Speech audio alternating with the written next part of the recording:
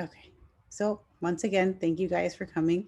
I'm actually really excited about this program. So I'll start with, my name is Maritza Monzon, and I work in the International Services and Programs Department at College of the Canyons. So I would be your point person as far as the application process and um, everything included with the program. So I will start off by saying that this is brand new, what's a brand new program where we're trying to launch on campus. There have been other types of study abroad programs that are offered. Mostly there would be like spring break kind of options, or like a summer, like a 4 week thing. So this is more of a semester long program that you would study in Nagasaki. And the way we found this partnership with Nagasaki was through, oh, there's my good timing. There's our dean, Dr. Jai Chen Levine. She just joined. And so I was saying that how we started this partnership was Dr. J, for short, Dr. J came in or went to Nagasaki with one of our faculty members, which is Sab Matsumuro. If you haven't taken a math class with him, please do. He's hilarious. He's great. So they both went, and they realized, I'm like, oh, if we send students to this university, they can study there for a semester tuition free. And we're like, what? That's almost unheard of. So we jumped on the opportunity and we learned more and we developed a partnership. And now we're here and bringing this opportunity to you. And so I'm going to really introduce, and then we also have Tim Hanadel, who's the director of the program. Dr. J, would you like to say a few words, and then I'll have Tim introduce yourselves a little bit? Sure. Sorry, because interesting enough, we were just talking to Japan, making sure that we about that's our meeting with Japan. We work with Japanese agencies and schools a lot, so we're happy that you're here. We would like at least one or two or three of you end up Mhm. studying in Japan in the fall, and this is just an absolutely wonderful opportunity.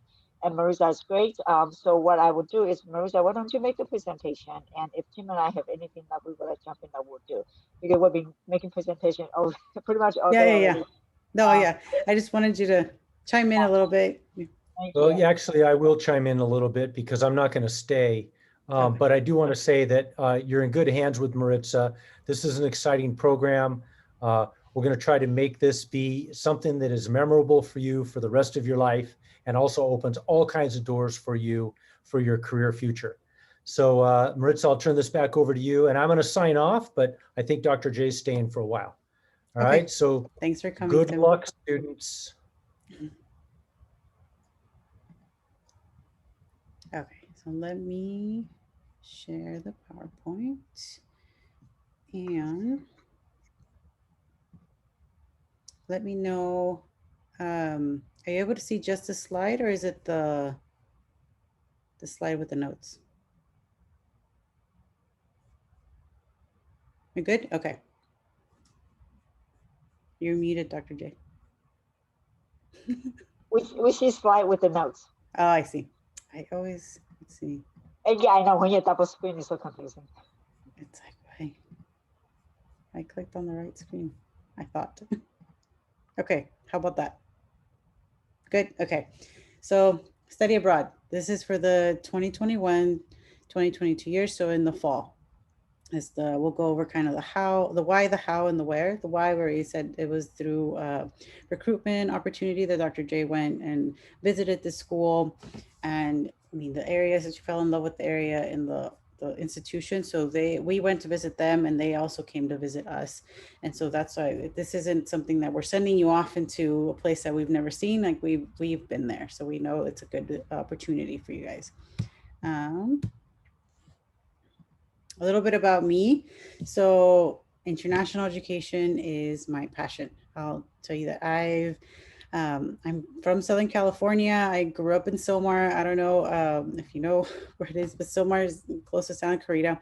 So I, as a high school student, I never really thought I would get to travel as much as I have. And once I did study abroad in Spain for a year, and then after that I went on to do my master's in public administration with a focus on international development, and then I also did another master's in international education management. So the more I got to travel and see the world through these different programs, the more I was like, this is the way to kind of change the world.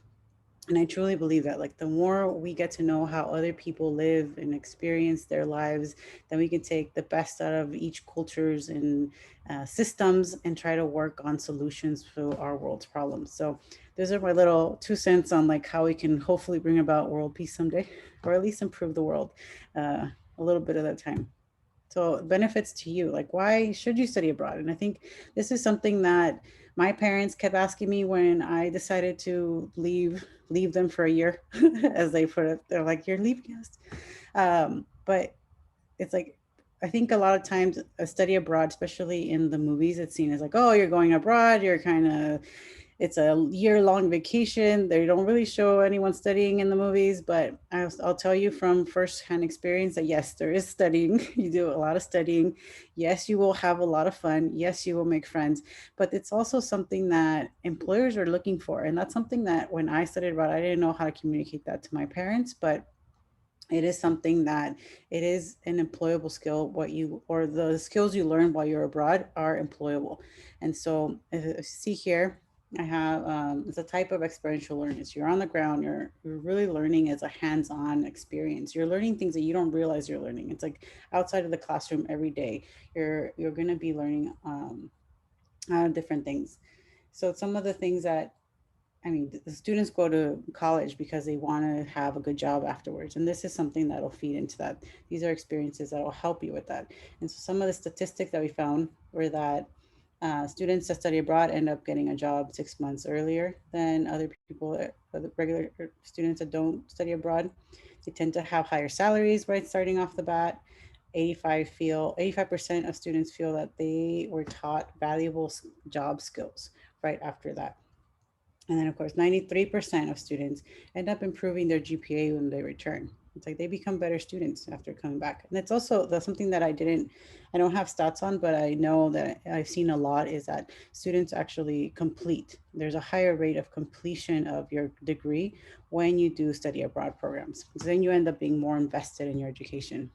So some of these skills that I was talking about, what are the actual skills you're going to be learning? Soft skills versus hard skills. So hard skills, it's more like the bilingual language skills, interpretation, computer programming. Those are kind of skills that are some like hard skills that you can have a certificate or you can train very specifically on.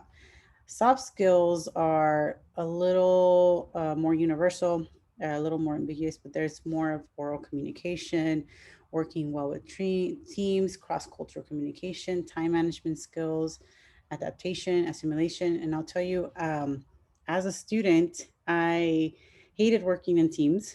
I hated working in groups, but I after grad school, I started to realize life is a group project. So keep that in mind. I know that it can be hard working with groups, but now, especially now in the last year, I've learned that the world's getting smaller. And now, we Zoom, Dr. J more than me, will Zoom with like 10 countries almost in a day or something, depending on what event we're doing. But the like we're able to communicate with different parts of the world, and so being able to work in a team in your office is one thing, but being able to work in a team in an international sense is also something that it's something that's looked for. That's a skill that you really will need, I think, moving forward. So as I say, employers are looking for strong soft skills because that's something that really it's hard to teach in a classroom. Yes, like there are classes on how to communicate, how to adapt, how to do these things, but it's something that's more hands-on, more learned in the field. The other thing is, yeah, the employer said that traditional university education, it doesn't quite cut it as far as like soft skills. So that's where studying abroad can be a great benefit to that. Now, some of the specific skills, I think I already mentioned some of these. So you get international experience, you get the problem solving. Like sometimes you get, if you're in Nagasaki, you have to figure out how do I get to Tokyo with everything's not in English? Like, how do I read these maps? That's problem solving. You're real time problem solving in country. Communication skills. How do I communicate with someone that might not know English? It's like I actually was in Tokyo. I landed there it was like a 8 hour layover that I did on purpose because I was like, I can to look around Tokyo, and I don't know Japanese, and it was all sign language, and I had maps and I had pictures, and I got around, and that's a way to communicate even without language. Adaptability, you learn how things work in country. Every country has their own system, multiple systems within systems, so it's something you learn. Language skills, I mentioned, at least with this program, you will get some Japanese classes. You will be able to enhance your language skills that way. So, marketing on your resume. One of the things that I really suggest when you go abroad is keep a journal. I mean, of course, on your journal, you're not saying like, "Hey, I'm going to put this on my resume." No, you're saying like, "What did I do today? What are some of the my obstacles?" Like, write down those experiences because then when you come back, you can look back at it and say like, "What challenges did I face? What were the things that I learned along the way?" And we can help you when you come back, kind of put that into words where it's like, "Oh, this is a skill that's marketable for my employer in the future." So keep that in mind. Keep a journal. I'm like, I tried to, and I don't think I did it when I studied abroad, and I really wish I had when I returned.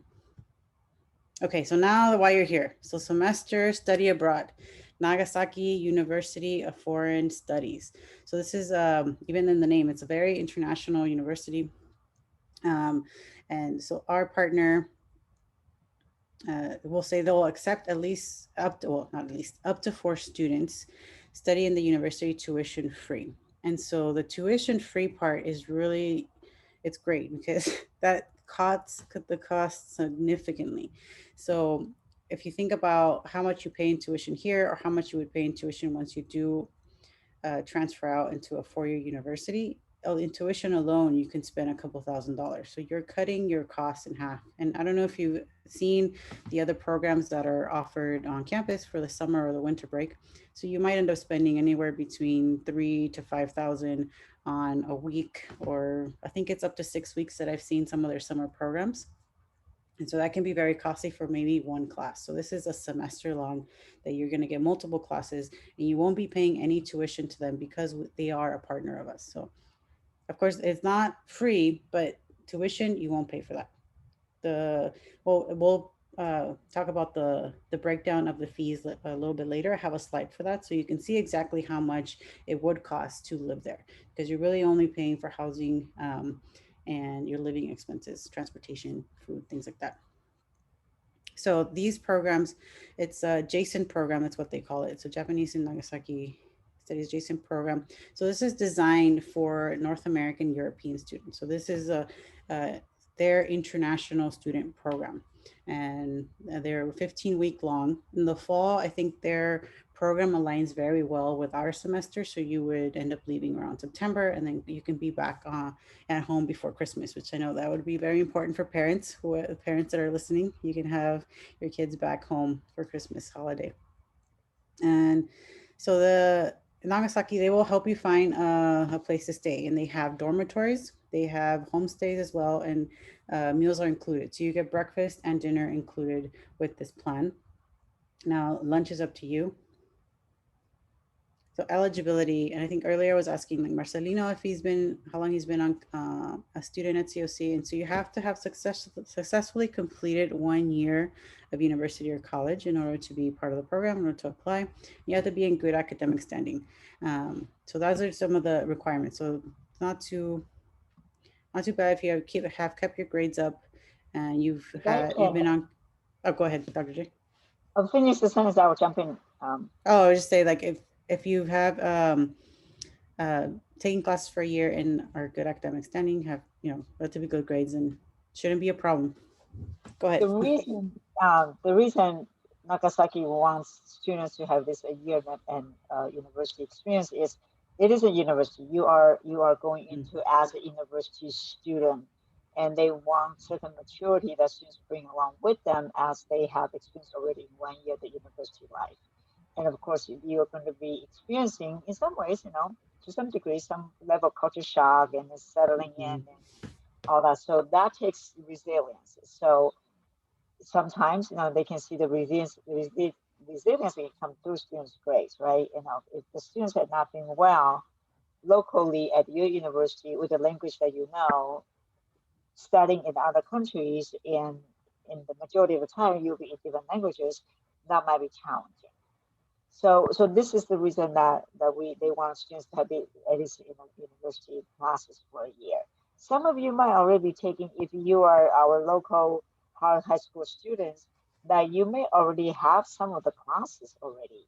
So don't say, oh, I have to be SCOC for a year. You might already have enough, and we can talk about partner schools. They said yes, even though the student only have been with us by the time they go last year, basically started the semester, but still have been taking classes with us. So we want you to know that we'll work with you in terms of requirements. Our goal is to send as many students as possible. We will remove barriers for you, but we of course also need your participation in the process as well. Thank you, Marie. Yep. And so next, I have the timeline. So let's say if you can't go this fall or you are looking to go but maybe not sure about fall, I also have the spring just so you can see the different dates there. But we are focusing more on fall. So if you see application deadline is coming up, it'll come quicker than you realize. So it's April 30th for our internal COC application. So we'll go through like the third week of April, we'll be doing interviews at ISP. And like after this, I'll mail you all the application and everything so you have access to it, the website. And just, the application due to Nagasaki would be May 31st, and that's their application deadline. They're expecting you to get the acceptance letters around July, and you get all the introductory information. Now, July, August, we're thinking you start applying, like as soon as you get the letter, basically. As soon as you get the acceptance letter, then you start applying for the student visa.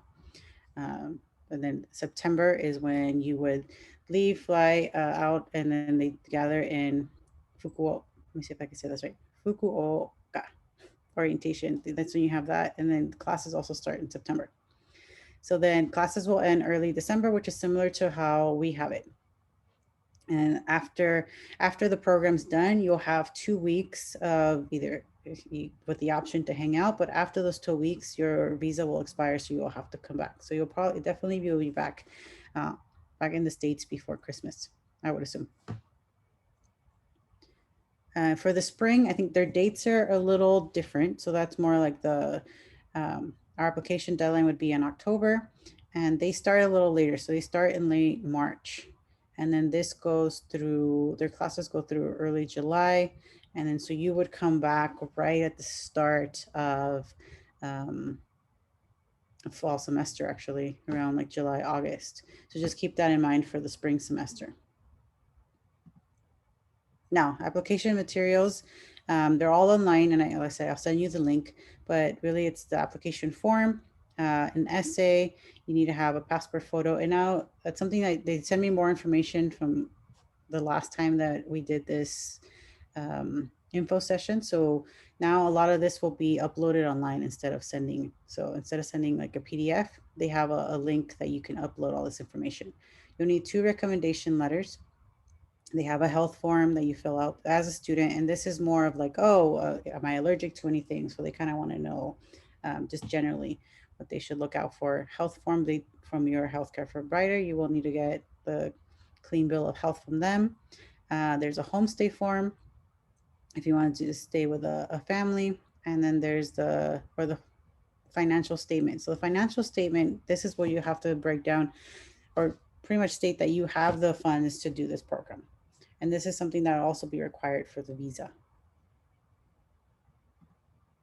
The Japanese visa. So this is something, this is new from last time. So I looked up what you'll need, and it looks like, according to their website, things are actually moving along pretty fast. They say that they'll review the application in 4 business days, but they'll review it, but I don't know how long it'll take them to actually issue a visa.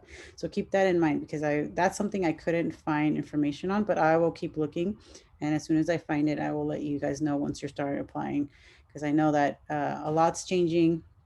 And especially in the visa world, we keep track of our students being able to get visa from abroad. So then I'll keep track of domestic students being able to get a visa for Japan. And their forms, pretty simple. They have the application form, you need a photograph, the acceptance letter from the university, and the bank statement that you have the scholarship or grants in order to or personal expenses in order to be able to do the program.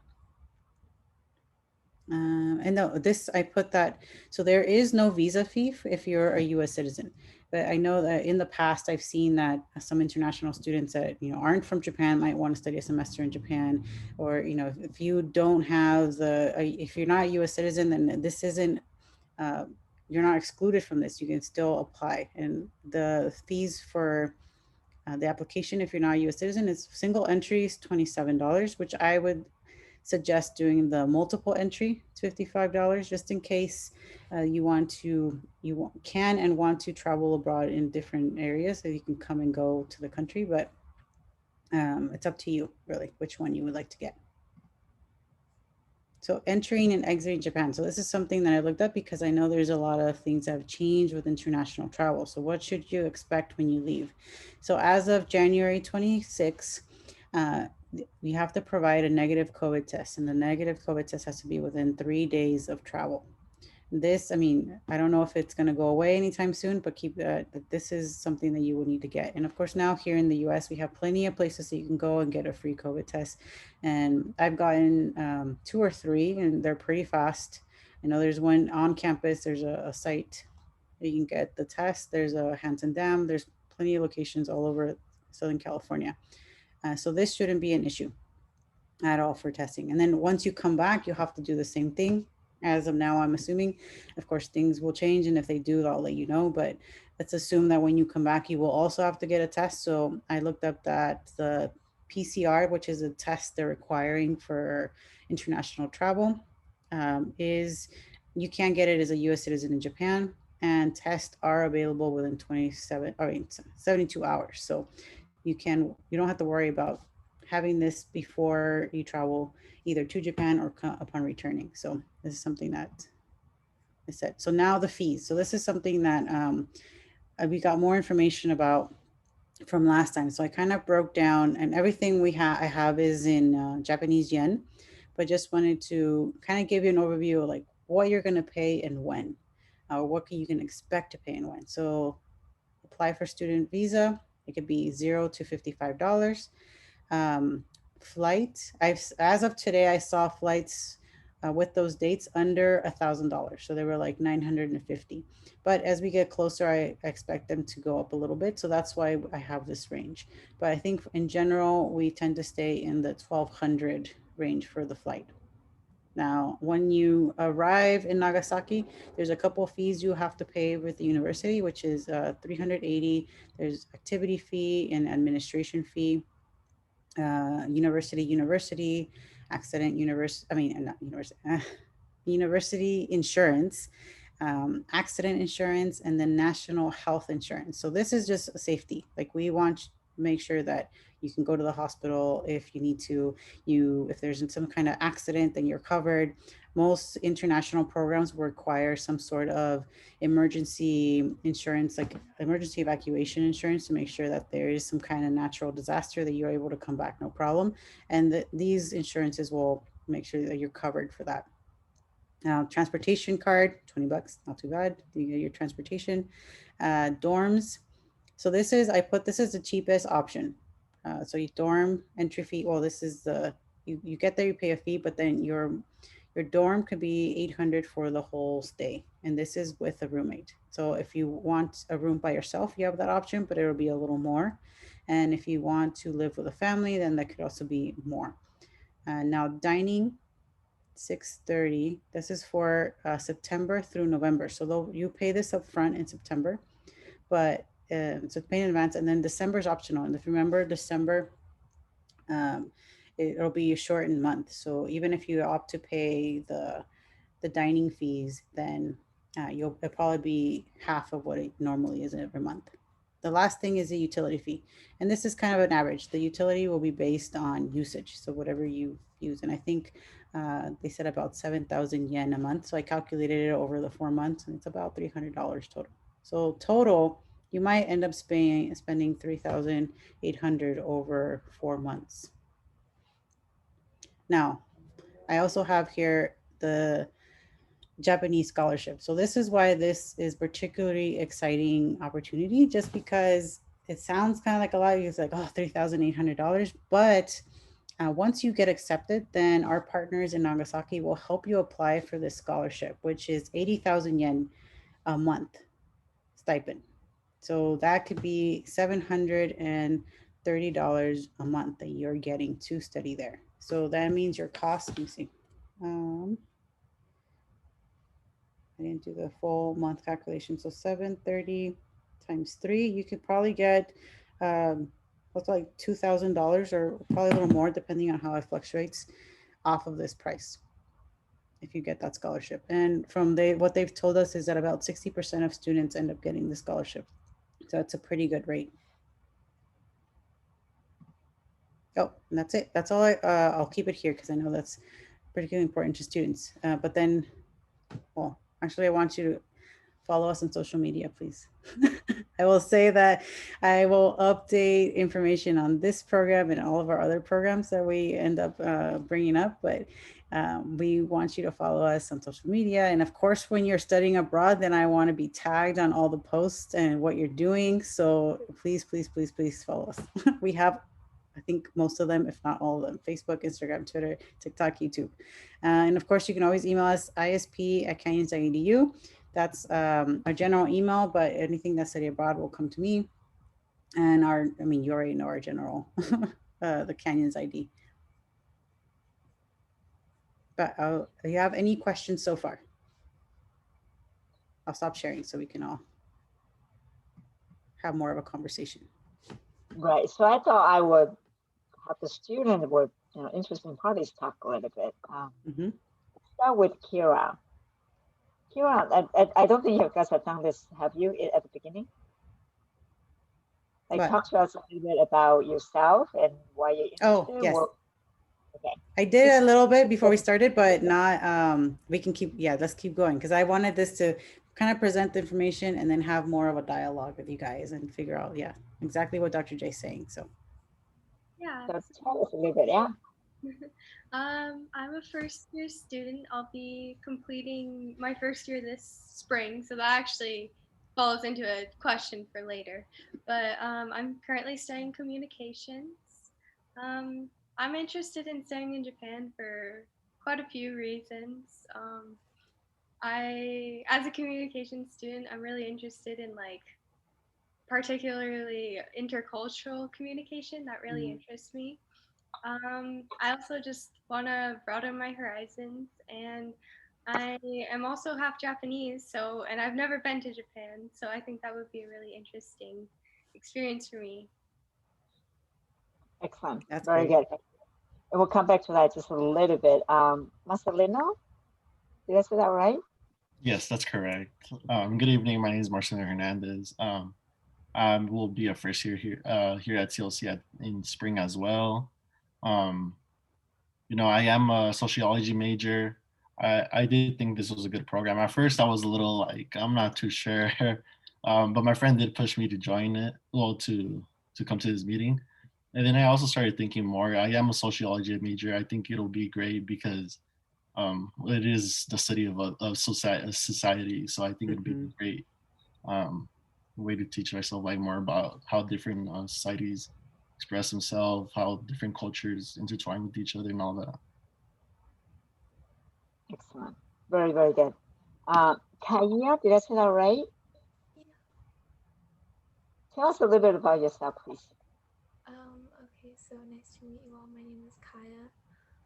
Kaya? I Okay. don't really know how, like, what year student I would be at COC because I've been taking classes for a while, but just like a couple classes here and there. So, probably I would also be a first year student. Um, I'm, my major is pre-nursing. Is what? I'm sorry. Pre-nursing. Oh, pre-nursing. Okay, excellent. Mhm. All right. Um, I was interested in this program when I saw the advertisement because I'd like to experience different cultures and like it just seems interesting. It's something that you would not be able to experience in the United States. I think it's good to like shape your understanding of other people. Terrific. So sometimes people ask us like, so how can we afford this, right? So basically, it's exchange. So basically, international office pays for it. How do we pay for it? When Japanese students come here, they're supposed to pay tuition, right? And then they pay into the college, into our program. But because we want to do this, so we said, okay, we take two of yours, you take two of ours. So essentially, international program on the back end pay for that tuition by accepting the students coming here tuition free. And we are very passionate about this, as you could hear from what Marisa was talking about. The reason we want to do this is the California Community College system is one of the, I think it's the biggest higher education system in the world, if not in the world, at least in the Americas.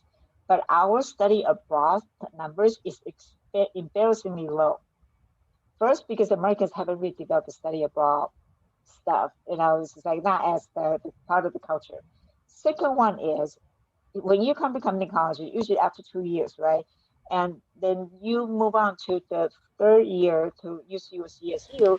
And because you've taken so many classes, some of you finish UC CSU in a year and a half or 2 years the most. By the time you start at UCU in the last year, you don't really want to do study abroad. So transfer students tend to have a lower rate of doing study abroad, which we want to change. We want you to have the study abroad opportunity already as you are a COC student. Hence, the ISP, the international office, we took upon ourselves this response. Nobody asked us to do it, seriously. Yeah. Usually students go to this place where they only find their own. I was like, that's silly, right? Because when you go and take classes, you also have course articulation questions. Well, if I take those classes, can I articulate back as part of a associate degree program? Can I, if I take Japanese, can I meet part of the requirement, for this and that before I can transfer? Because our goal is for you we want to enhance, we don't want to delay your academic journey. And that's part of the reason I think sometimes students don't think about wanting to study abroad. They keep thinking, oh, I'll be delayed for half a year. Oh, I'll be delayed for a year. We want to enhance it. So before you go, this is the month that we're going to start talking to faculty. And then Marisa will work on getting the curriculum from Japan, from our partner schools, and then work with the counselors. If the students take the following classes, what classes can be articulated back? That way, at least, if not all the 12 units, 6 units, 9 units, it helps you move along in the process of later if you want to transfer to four-year universities. So that's one. Another one is we want you to stay engaged and connected. And the good thing and the bad thing about COVID is not a lot of things is online. So when you are overseas, what we want you to do is enroll in a non-credit, which means you don't have to pay, okay? Non-credit classes is free. Non-credit cross-cultural communication or intercultural communication classes, I can't remember the title of it. I think will help you tremendously because they are non-credit classes, so the pressure is not as much. And that's another way of staying connected with COC. And like what Marita said, that we feel in some ways morally and ethically obligated for everything that you do there. We did a lot of vetting. Show up at the school, look at the university. I visited 4. This one came out as the most attractive one because of locations. Absolutely gorgeous places at the top of the mountain. And then we'll come down, and then I go to the Peace Park. As you know, that's where they dropped the second bomb during World War II. I was really touched by it. And then when I visited that Peace Park, I said, we need to get COC students here. There's nothing you learn in history, in the textbook, watch the movies, on the YouTube channels. There's nothing that you will get from all those kind of what we call, kind of vicarious experience. Like you are there and then you're immersed in that environment, in that Peace Park, and then look at the pictures and then look at people, what they have gone through. And talking about building world peace, I mean, I go there, I was like, yes, the people are nuts. Why would atomic bomb have ever been invented? If you look at the atrocity that was created on any human being and with the community of the people there. And so that had a great impact on me as an educator.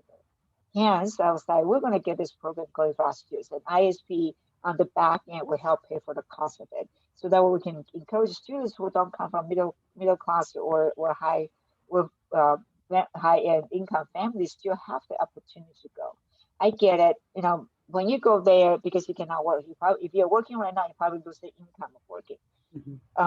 but at least we want to lower the price as much as possible. So basically, ultimately, we're hoping all you have to bear is, you know, the flights over there, because college is not allowed to pay for students for the flights. And if we have enough interest, we will engage in fundraising activities. We have no problem doing that. We actually want to do fundraising activities for students who are, you know, in terms of economic more challenged, to still have the opportunity to go study abroad. The study abroad shouldn't be just for rich kids.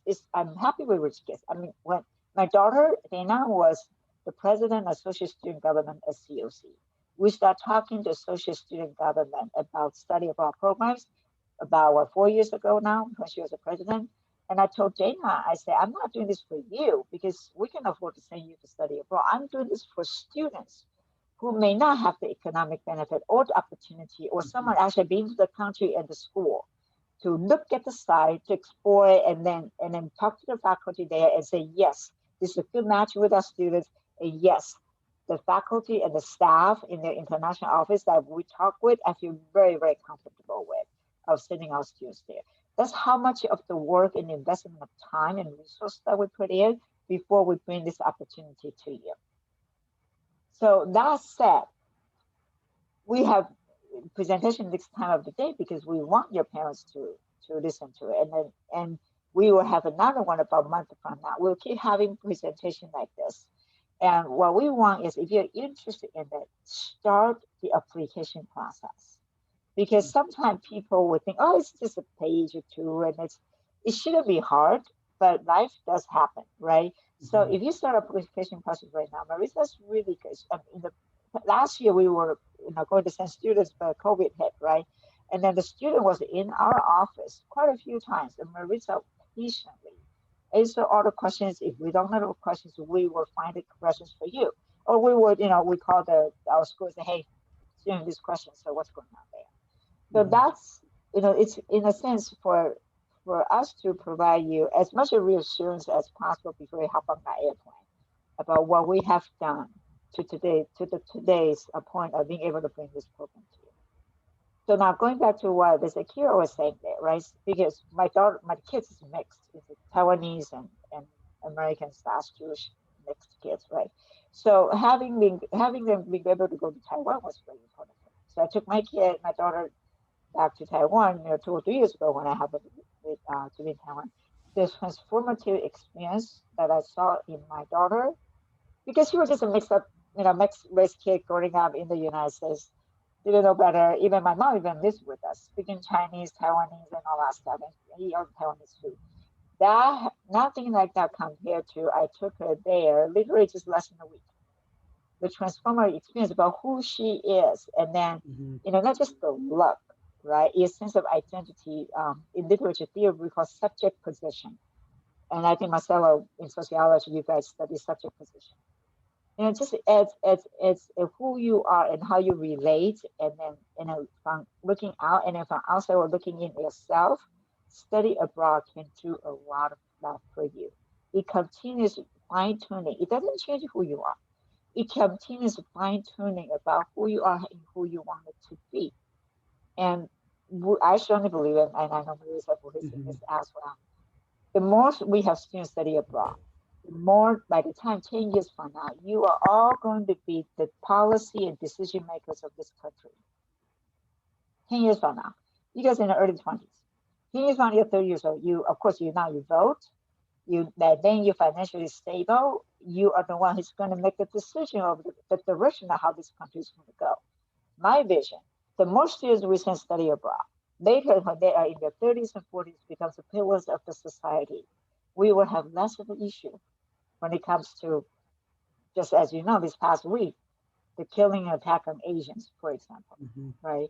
Because you really need that deeper understanding of who those people are and how we're different, and so many ways where we share the humanity with us. And then when you share that meal with them in their country, or you sit down at tatami and eating lunch, it's like I was just like so full because the food is so good, you know, all the time. When I walk in the Peace Park under like 105 degrees scorching heat, which is hot, but I know how happy I was just to being able to be there. things like that only when you are in person there, that becomes part of you. That thing is like what you can watch in a movie as a YouTube. So we truly hope you sincerely consider going. Nagasaki has been very generous. They are sending 2 students to us. They allow us to send up to 4 in the fall. Fall semester is better, and let me tell you why. Because the academic calendar syncs better with us. Mhm. And spring, of course, is good too, but as you know, the spring doesn't start until March. Mhm. And if you're already taking classes here, and if you're applying for transfer, and then you are outside the country as you are receiving information about the school you're substitute. Not saying it's not good, it's a little bit challenging. So that's why we want to really push this program out. And we're here for you, like what Marissa said, we want to be tapped everywhere you go. Yeah. And after you apply, we do want to interview you. And why is that? Because after all, as we feel responsible for this program, we do want to send students that who want to go, not parents who want them to go. On our end, we see a lot of international students coming to us. They don't want to be here. The parents want them to be here. They don't do well. But if the students who want to be here, Mhm. they do excellent. They are the best students at COC. So we want to make sure we send students there because you want to be there. I don't care how good your Japanese is. It really doesn't. They'll teach you anyway. Yeah. I'm from Taiwan. I read part of Japanese, right? Because we share that character roots. I read part of that. I still get lost in Japan. But you will not find kinder people anywhere else. I traveled to 15 countries in 2019. Any chance I go, I hop on the airplane, go to Japan if I can. Selfish reason, right? So I'm going to develop more partnership in Japan. And where Nagasaki is strategically, you get on the bullet train, you get to Kyoto. I mean, how beautiful is Kyoto? It's unbelievably beautiful. Then you take, on the weekend, you take the train, you go to Tokyo. That's how convenient Japan is. It's a highly, highly organized society. You don't see any trash Yeah. on those underground. People obey the laws. So in a sense, I kind of feel restricted a little bit. I kind of feel, but I kind of work on it. Kind of really when I settled down, listen to them, I was like, wow, this is a place. No wonder they do so well. And then the meticulousness of a Mhm. culture. I wish more of our students and the people that I know bear that responsibility of being meticulous, and then everything is for the greater good. I'll piggyback off of that a little bit with my experience in Japan. I went as a graduate student for. I had a class that we were looking at policy in Asia, and we went to China and Japan. So I was there for only a week, but there's some things that I. Besides that trip, I've been to maybe 20 countries, and when people always ask you when you travel, like, "What's your favorite country?" And I'm like, I don't think I have a favorite, but Japan stands out because it is one of those. I always I always compare it to Disneyland. If you've been to Disneyland, there's a certain level of organization. Like even in the parking lot, the way they don't let you park yourself because they want to make sure to use every space. It's like there's what is it? I remember that Disney walked like realized that after 17 steps people start throwing trash. So there's a garbage can every 17 steps. So that's kind of like how Japan as a nation works. Like there's yeah, like I said, there's no litter on the street. Streets are clean, and that's actually when I was there alone. The first time I went, I was that's the only country that I've visited alone as a woman, and I think that speaks volumes. And I had a friend of mine that taught English in Japan for a long time, and he's like, "Oh, don't worry about it," because I was like, "Give me some advice. What do I do for safety? What do I'm going alone. I don't know the language. I'm just landing, and I'm going to be there for like I think it was 8 or 10 hours, and I want to explore." And so he's like, "Don't worry about it. Just take your address in Japanese when you land and take some like pictures. The airport when you land, there's a tourist station, like an info session, and they'll give you paperwork and maps, and that really helped get around. But in general, people are very kind. I remember the taxi driver I had. He didn't speak any English. I didn't speak any Japanese. I showed him the address. He took me to the door of the hotel because I couldn't figure out how to open the door. Like there was some kind of like I needed a wave or do a dance or something. Eventually he got me through, But it was that my first experience in Japan was that, like, I was taken from one place to another, and all along the way I was helped. And so I always have fond memories of my experience there. So that's why I'm like, I wanted to piggyback off of that. Even though I didn't go to Nagasaki, but now I really want to go. If Dr. J would let me, I would go with you. And that's how excited we are. I mean, we don't want to send students a place we wouldn't want to go ourselves, and that's very important in my department. In the past, a CSE would send students to other colleges, and then they go through their study abroad program, and then they go, and then my office would get this transcript of a name that says, "Is that our international students? It's not our students. It's domestic students." And then nobody even told us they went. They went, and then the students get frustrated. They show up and they say, "Well, I didn't know those classes cannot be articulated back." I said, "We need to change that. You know, everything international should just funnel through us, especially as a significant study abroad, because it's a very precious time of your life of 4 or 5 months that you're in a country that you went because you trust the connection that we make for you." Okay, so we see that as our responsibility and also our passion. So I know you're going to have a lot to think about. You know, it's not as easy. Sometimes you need to listen to something twice. You're welcome to come back and bring your friend. I'm a solo, friend say you gotta do this one. So let us know, and then we will have information section next time again. The first Friday of April at noon. Yes. So we'll do that, and then we would like to have the information submitted to us for sure no later than April 30th. We do that just because we want to make sure every paperwork and all the paperwork is taken care of. And then if we know how many students want to go, and then if there is a financial challenge, then we can say, okay, do we have a goal? If we want to have students raise funds and all that. You know that, and then I'm also looking into if you go study abroad, um, this is a little challenging because if you're not taking COC classes, we don't know if you get financial aid. Part of the reason we want you to connect it to some of the COC classes has to do because we want, I'm meeting next week with the financial aid director to see students on financial aid, how they will be able to use financial aid while they study abroad. I should have some kind of answer sometime in March, I hope. I just shared the link to Question? the Nagasaki page because they have a lot of information there. And of course, I'll send all this to you too in an email, along with other materials that I've gotten from them for this semester. But I wanted just to share the site so you can see what they have up. They have so much info on campus life and the program itself, the calendar, I think all of their the application documents are up. If not, then I think they send it to me so I can send them to you. But at this point, I'm like, I know we're running short, we're getting toward the end, but I want to open up to make sure that you guys get your questions answered if you have any questions,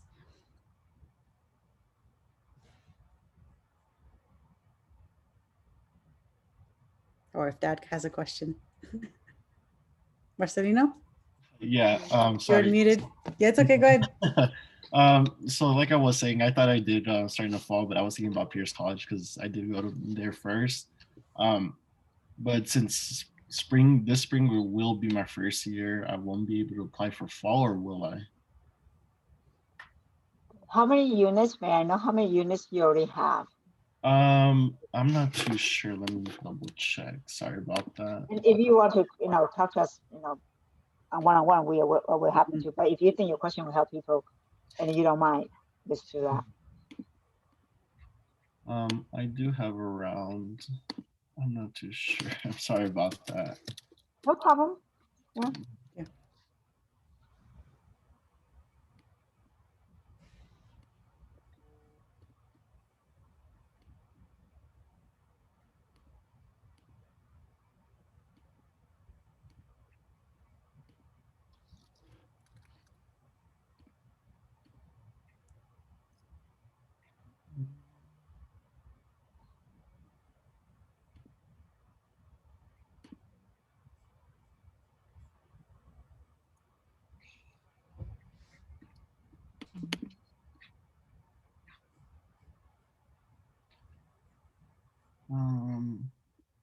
credits is that? As of right now, I do have 18. I have 30 credits. Oh, okay. 30 credit is 1 year worth of the college classes. Okay. So we will need to explain to our partners that community college students usually are not traditional students, number one. Number two, this COVID, a lot of students just like, I'm out for a semester. And I think they will understand that. And again, any student want to participate in this program has to be approved, interview approved and recommended by ISP. In our process, we'll work with their international program and say, this is a student that we will recommend, even though this currently is not in our program, but here are the reasons why that we want to recommend this student. If you want to go, we will be the last person in the world to prevent you from going. But we want to make sure that things are all in place. So when you go, right, there's no issues, or literally no issues. Okay. That's a good question. You guys got 3 minutes left? Because I have another meeting to go. I'm talking about 4 countries today. Or actually, what I'm talking to how many countries at 2 o'clock in the morning, Marisa? Oh, yeah. I have just a quick question. Please.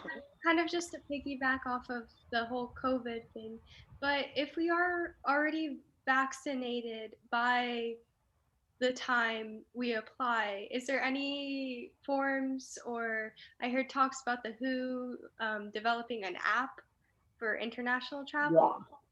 Right. So there's something called digital passport that European countries already want to use it, as you know, EU, right? People go back and forth so easily. Right now, just keep your vaccine card as evidence.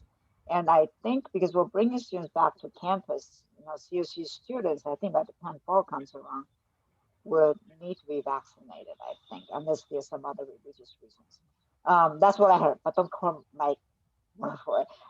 So I think Biden's good. I mean, he had the intention of get all adults who want to vaccinate in May. Yeah. So keep your vaccine card. I mean, Marissa and I, I think we're going back on next dose, second dose next week.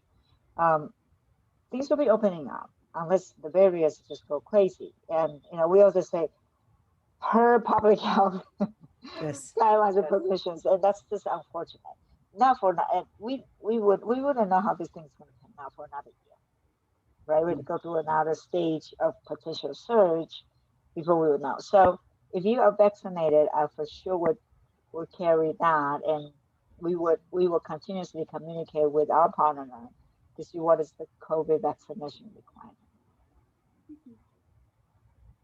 Yeah, we get good track of any changes because that affects a lot of our international students too. So like I said, any changes, we'll let you know.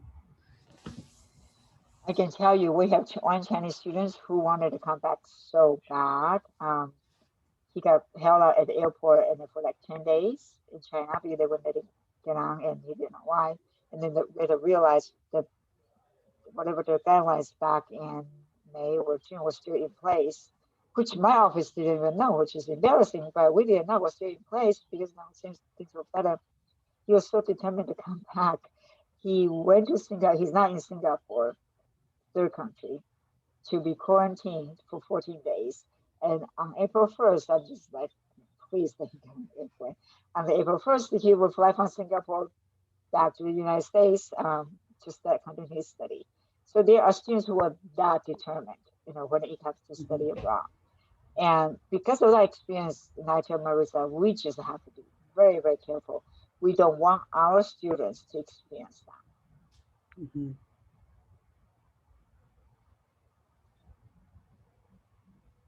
Thank you for being with us. Oh, yeah, one more question? You want to ask about it? Well, actually, hi, I'm Karen's dad. Hi. I just have a couple of questions. She's in the Canyons Promise program, and she needs to take 12 units. How does that affect? Will she get kicked out of the Promise program if she doesn't take 12? So what we would, so this is your first semester, right? And then you will be 1 year in the Canyons Promise program, or? I'm currently finishing up my second semester. So, Oh, okay, so okay, what we will do is Lisa, who is Lisa, right? mhm. She's the person in charge of the staff, logistic coordinator. Let's ask Lisa, because what Yeah. I don't want you to do is being in Japan whilst you're taking 12 units of the online classes. That's a lot, and you wouldn't get to experience too much of Japan because that's that you have two full-time job in a sense.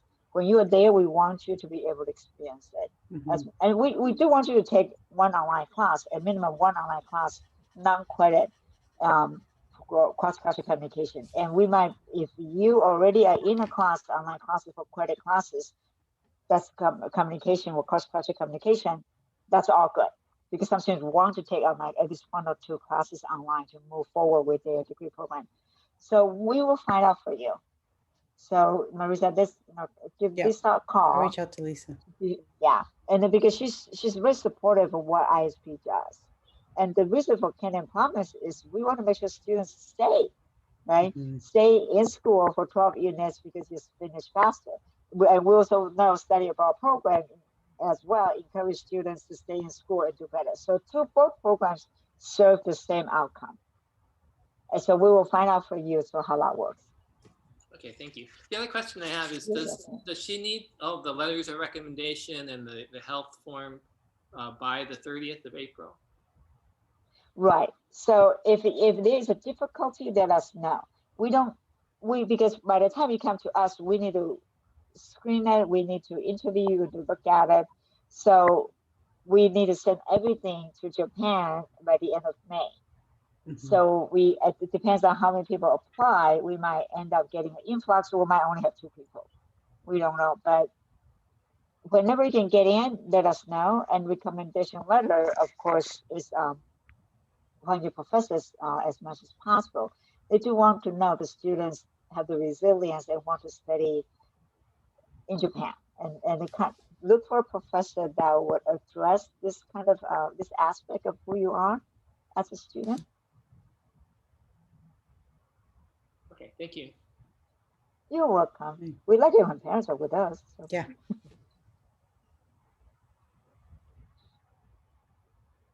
And it's good that you guys are in this Zoom together because eventually, if we're two or four students, we will like you guys to go together, Mhm. right? I think parents will feel better when I recruit students from Japan and from other countries. I say, come with your friend. Why are you coming alone? So we will love it if we have at least two of our ISP students, I mean, ISP, our CSC students that will go, at least two. And Nagasaki is just so good to us. It's like, send four if you want to. Imagine if they don't go along, right? Yeah.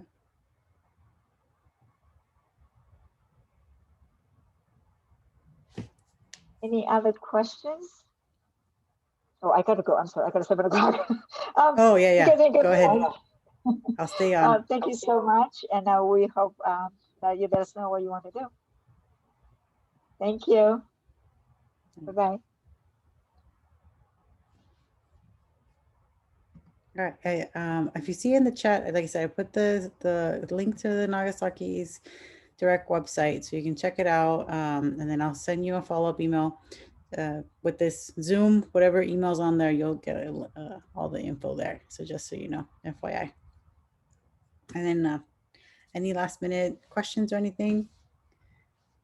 Just real quick Yeah. question. Is that for, so download everything on there and then do you send it to the Canyons ISP program, or is there a separate link? I know. So if you're on the Nagasaki website, they have all of their application requirements. So you can download them there. Start. I think there's some of them are fillable forms, and then you would send them to us because we have to be the first kind of reviewer, and then we can send it to Nagasaki afterwards, on your behalf. Okay, and that would be through email. Yeah. Okay, great. Thank you. Yeah.